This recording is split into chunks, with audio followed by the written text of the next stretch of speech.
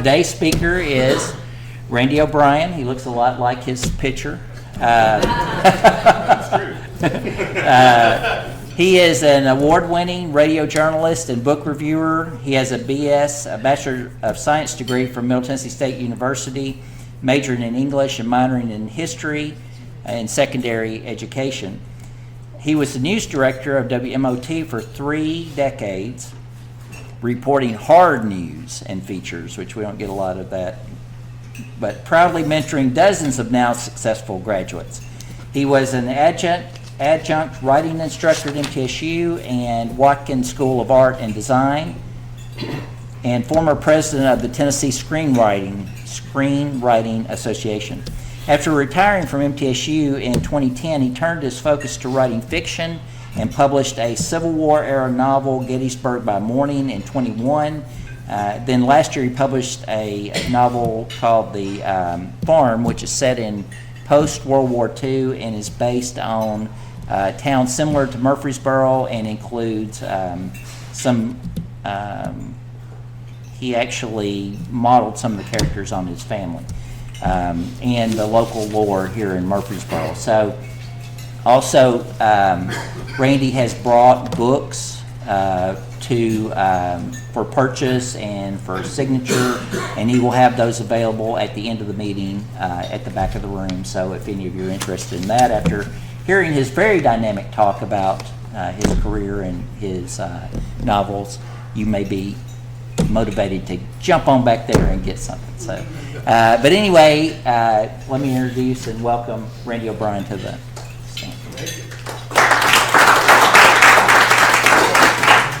Did you ever notice that all the Randys are really good guys? You notice that? I haven't run across one that's a bad guy, I'll tell you that right now. I'm going to start off with kind of looking back on my working here in Murfreesboro. I was born in Murfreesboro in 1954, and it was in November, so there's plenty of shopping days left if you want to buy something. And anyway, I grew up here in Murfreesboro, so I have a lot of fond memories of Murfreesboro.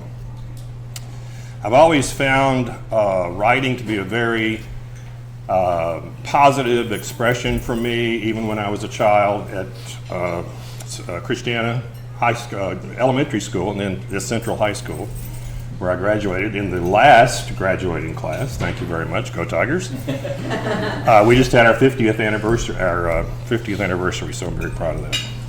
There's still a few of us left.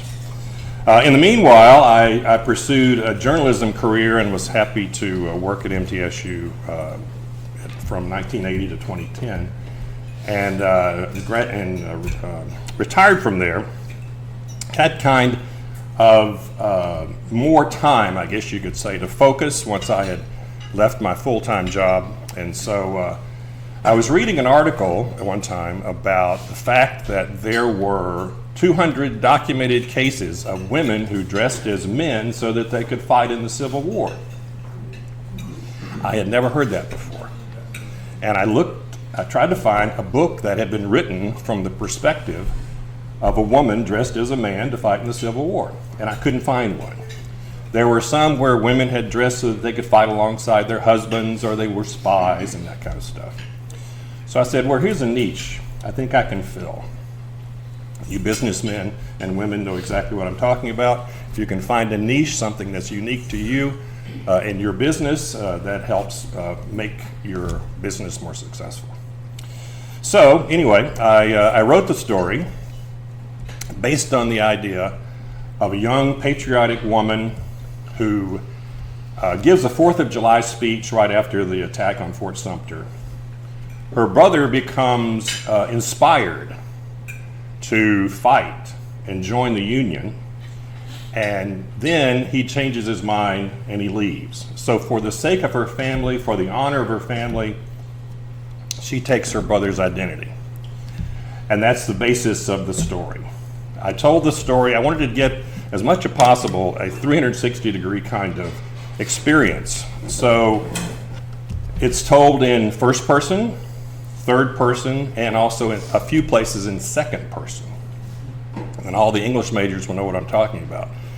But there are passages that are kind of like a diary.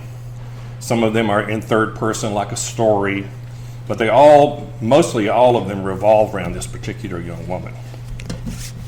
And what I wanted to do was to demonstrate a little bit of that, if I can read. I've been having some eye problems, so I'm hoping I can read. And I hope I can find my glasses in there. This is the entertainment part, the comedy part of the program, me trying to find glasses. So anyway, the young lady, Elizabeth, actually fights at Gettysburg, which is where the title comes from. And I wanted to tell the story from the point of view of this young woman. And so at Gettysburg, I wanted it to be in second person, which means that you are the center of the action. So the idea is that you are experiencing what's happening. And this is chapter 28. They moved across the meadow in a thin single line, led by a tall, bearded man. He removed his hat and waved at the line. The hair was oiled and fell back on his shoulders in curly ringlets. He shouted to the men, flanking left and right, but his words were lost in the noise. They followed the man in the gray uniform with the shiny brass buttons. They watched him pull his saber, and even over the noise of their movements, they heard him urge them forward. They raised their hands, their battle flag, as the line advanced. They moved almost in unison behind the waving piece of cloth. They didn't question the advance, but glanced at each order as if knowing that the man next to them would be the only person they could rely on in the charge. They would mutter small prayers, knowing in their hearts that for the many, that answer would be no. They raised their guns to their shoulders and waited for the order to fire. Their line stretched as far as the eye could see. They moved as one, shuffling toward oblivion. Their bayonets shone in the bright sunlight. Some wore floppy hats. Others were bareheaded and stumbled around because of their wounds. Their uniforms resembled rags, more than clothes. Many were barefoot and winced as they stubbed their toes on rocks and clods of dirt. They marched forward. They looked up and down the line and wondered which of their brothers would endure this mad attack. They wondered if they would survive. They heard out on horseback riding commanders in the distance run up and down the edge of the ridge. "Stand ready," they heard. They wondered what their loved ones were doing back home. Would they be thinking of them this day? They gripped their rifles and thought, would they survive this day? That's just a sample. I will say that some of the feedback it's a bit hard to get used to first shift, second shift, third shift in point of view. But once you get used to it, it does, in my opinion, and other people that have read it does work, and people enjoy the work. About a year or so ago, we were cleaning out my mother's house. She had passed away, and we found a bunch of photographs. And I was looking at these people, and I thought, as you know, growing up, you don't think of your parents as being young, ever being young. But they were both very attractive. And I was thinking, and they lived through World War II. And I seem to have found a niche in telling stories about wartime in a place not necessarily unlike Murfreesboro. So I was thinking, what was their lives like in World War II? And what were their concerns? And I knew I had some family stories that I could draw on, and family characters, if you know what I'm talking about. A lot of those. So I created a main character that's kind of based on my mother. We had a farm in Rucker, and then the idea is my mother, who is two sisters, and her widowed mother, and a bachelor uncle all lived together, and I spent a lot of time there. And so these became the templates of the characters that I was going to use in the second book, which is called The Farm. The idea here, telling the story, again, on the ground level, of what it was like to experience that particularly tumultuous time. And I really enjoyed writing it. It was quite a challenge, but I really did feel very good about these characters, and I feel like their story is well worth telling, and I think that readers have found a lot of positive things about it also. The process of writing something like this is research, obviously, and I'm able to draw a lot of the skills and the whatever talent I might have when I was a journalist, because you would have to draw facts and synthesize information into bite-sized kind of bits of information.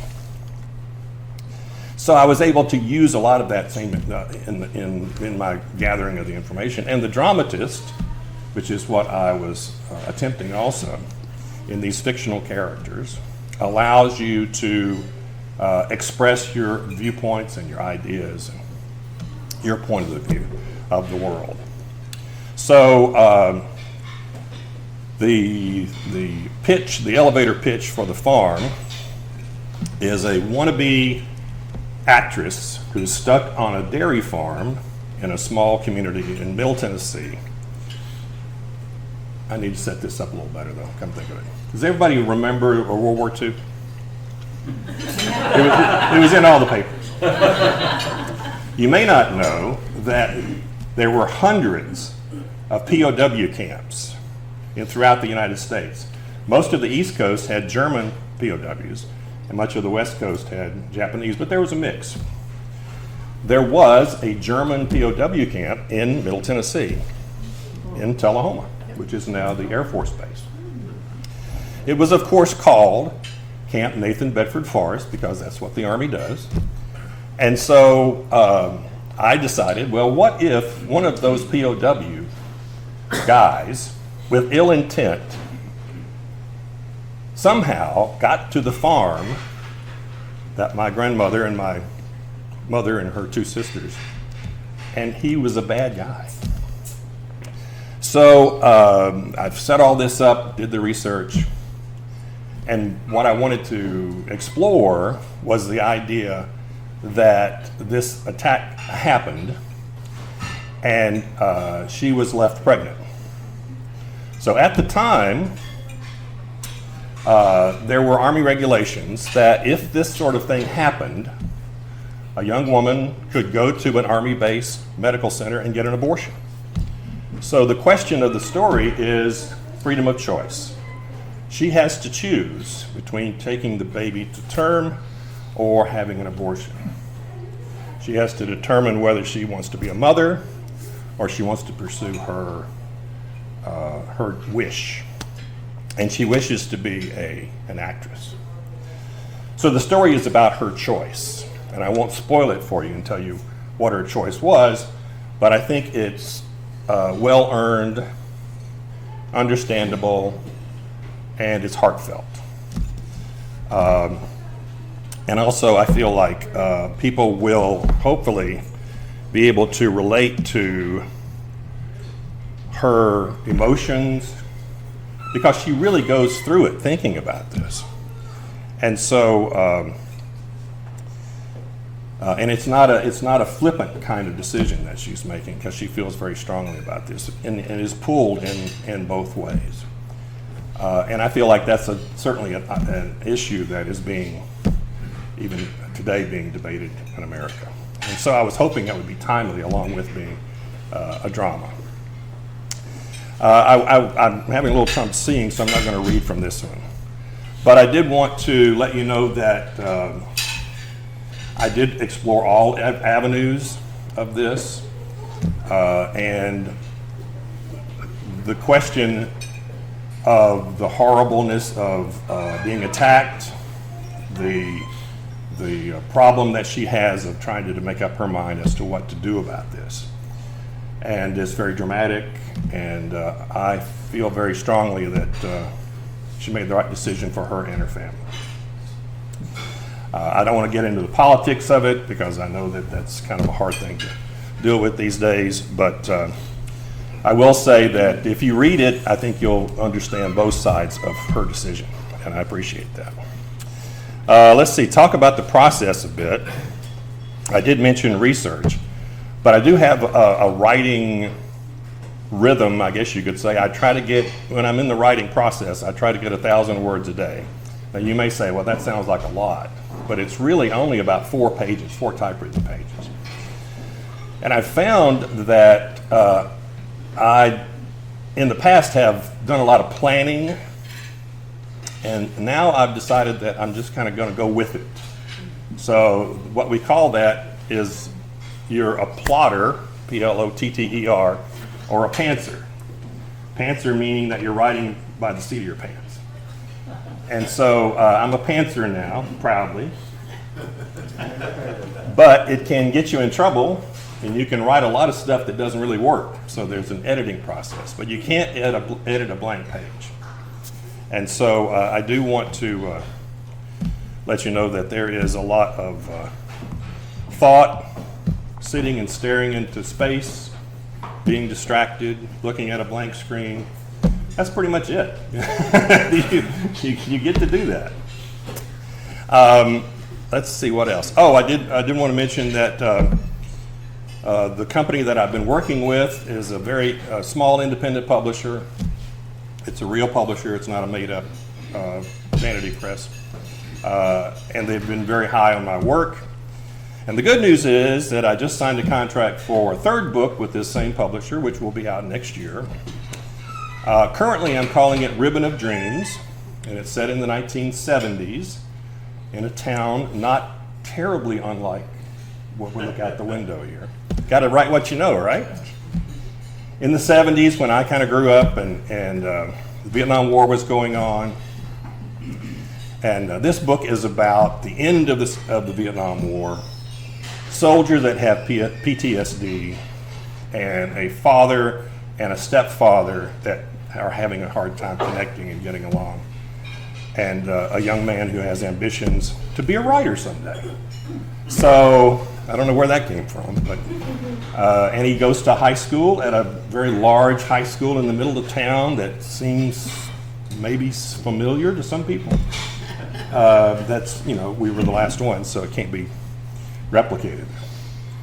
I did want to leave some time for questions, if anyone has any questions. And as Randy mentioned, I do have a few copies of both the hardcover and the paperback. Paperbacks are $10.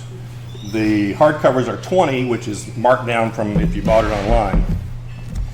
I would be happy to autograph any of the books that you purchase. I have Square, I have Venmo, Zelle, cash your checks. I've been doing this a while, so you kind of learn. But I'd be happy to do that for you, and they make great gifts at Christmas. So hopefully I'll be back next year with another book, and that would be very exciting to get to speak with you again. Any questions at all? Yes? What was it like being a man writing about a woman who's raped and having to mix the race? Well, I portray characters that I am not actually. I have black characters, I have women characters, I have 4 women are the main characters. It was a violent, horrible, dramatic scene, and I'm a dramatist, so that's what I do. I place myself in the minds of those characters as best I can. And people like it, so what are you going to do? Yes? Where do you find a lot of your background information? I mean, are you going through going to newspaper offices and looking at articles and things like that? There's a lot of stuff online, newspaper.com. You can get, the library has a lot of information, both here in Nashville. There's a lot of information on online. Different societies have, Rutherford County Historical Society has a lot of great information. And a lot of it is memory. Historical fiction is deemed 50 years past. And thank goodness I've made it to the point where I can actually remember 50 years ago. So a lot of the research is not that hard. Are there any folks, you may pardon me for asking a second Sure. question. Okay. Are there any folks around that might have actual interview capabilities or are still alive? That That's might a good have question. More immediate memory and so forth? Probably Vietnam. Yeah, I haven't spoken to anyone, but and I've already turned in the manuscript. But we'll do edits, and if they ask for additional information, I probably would. Okay. Again, this was a teenager, about 17, 18 in 1975, which is near the end, and I was in the lottery. We had a lottery back then, and I was like 234 or something like that. So I knew that I wasn't going to be called up. Thank goodness. But I do salute everyone who did, because that was a horrible situation to be in. And I would have gone if I'd been drafted, but I wasn't. Any other questions? Yes. I'm not sure what you did at MTSU, but I assume it was writing and. I was the news director at the radio station. Shanto Sarmiento, very good friend of mine. We began the Laotian News way long, 30 years ago, maybe longer than that actually. And used to come in the radio station and record the news, and we'd play it on Saturday morning. And then he got an upgrade to go to TV. So now he's on TV. Given your background, I was really, because of the question I'm going to ask. Sure. Given your background, what was the most interesting, unusual, catastrophic, chaotic event that you did not anticipate as you were writing? Oh, wow, that's a good one. You may not have had them. Characters, well, when you're a pantser, they're going to surprise you every day if they're doing their job. Let's see, what about, I wasn't expecting the end of Gettysburg. Abraham Lincoln shows up, Mary Todd Lincoln shows up, and surprise, the final showdown between the two major protagonist and antagonist characters happens at Fort Rosecrans on Highway 96. So it's a lot of Murfreesboro. That was a surprise. I wasn't expecting Fort Rosecrans. So you don't necessarily have an end in mind when you start writing? Or maybe you do, and you will. I have a sense of a scene that I would like to see. I have like a last line, but I don't know exactly 100% how to get there. So it's kind of like driving at night with the lights on, and you see the sign go up and you say Las Vegas 35 miles. You're trusting that sign that it's not 350 miles. And you know that you're on the right road, but you don't know exactly how long it's taking you to get there. So it's kind of driving in the dark. I'm not the first person to come up with that. that was E.L. Doctorow. Yeah. Any others? Yes. I guess that's following up with his, that when you begin a book, when you begin, I'm going to tell a story. Is the end is that what you start with? Is the culmination and then work backwards, or do you start at a general gist and go? I like to the end of the book. I like to have the characters do a lot of that work, but I do have an idea of how I would like for it to end.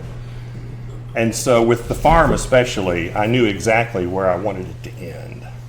So do you say then these are my characters, and then do like in your mind a biography of each one and how they No. got where? No, they just kind I of just kind of was? trust them. Okay. I probably should. Is that But- the answer? One more question, and then Randy's got stuff to do. I don't want to get yelled at. Yes. So through your research on these women that fought in the Civil War, Yes, sir. was it generally, do you think the people around them kind of figured out what was going on, or you think they were able to mask it for the most part? I will. the pictures of them I got, it wasn't that hard for them to pull it off. They were not that pretty. I can't imagine. I have a script for this, but I can't imagine an actress that would sign on, because she's not going to get pretty. She's going to be ugly through the whole. I'm sorry. She's not going to be attractive through the whole thing.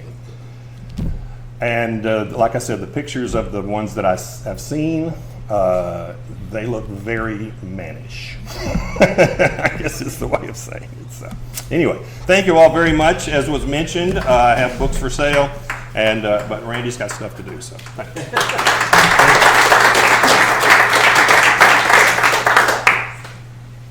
Thank you, and thanks, Randy, for being here. And to your comment, I mean, y'all probably seen a movie called Cold Mountain where Renee Zellweger. I mean, that did not look like. I mean, I could see, that there might be a place for somebody. So let's move into Family of Rotary. You already mentioned Helen's, and I did send Nancy that text about that information. What time? You said the time? 2 to 4 on February 20. Did I say for the 24th? Is it Saturday? Saturday, and it's 2 to 4 at the Smyrna Airport. And if you read her obituary, which I was not aware of, many of you may not know. I mean, Helen, has been a longtime friend of my family. My mother actually worked for her at the Chamber of Commerce when it was in the log cabin. And so we have been very close. She bought, after, my first car was a Mustang, and she bought that Mustang when I was ready to move on for her son. So if you read her obituary, none of that's in there, but if you read her obituary, you probably saw that she was one of the founders of the Smyrna Airport Authority. And so I think it's probably fitting that the celebration of life is there, and hopefully everybody will be able to attend, and if carpooling and whatever, but it'll be great to be around other people that loved her too. So but like you, I was very surprised because we just talked about her last week, and I just didn't anticipate that. So very shocking when Nancy sent it to me. Yes, John. Is it, the visitation from 2 to 4? It's and the- subsequently there is a service or not? No, I think it's just a 2 to 4 celebration of life. There is no funeral service, is what I can tell. Also, I'll just say, while we're on this subject, Warren McPherson's celebration of life, for those of you who knew him, former Rotarian, will be at the Five Senses on March 30th. And I'll share more details about that, but it is coming up too. So I know we'll just keep adding more information. Also, we want to, on a happier note, congratulate Lee Rennick on her new position as the executive director of the Tennessee Dance Association. Association of Dance. It's so new that I'm still trying to get it right. So you have begun that, or you're yesterday. So new job, new title, okay. So congratulate Lee on that. Any other Family of Rotary information, things to share? You want to put the bio for Family of Rotary? We can. I was going to mention that. Lee is going to do a bio for each member of our club. She's going to be contacting you. In some cases, it'll just be, can you hang around for a few minutes after the meeting? She's going to do an interview format, right? And ask some questions, get some information, and let's get it something that we can get up on our website. She'll be working with Andy to get that up there, and I think that'll be great for us. But when people click on your picture, they can see something actually about you and your interest and your career. That they send a picture. Probably, yes. So, yeah, we'll need to coordinate where we get a picture too, an updated picture.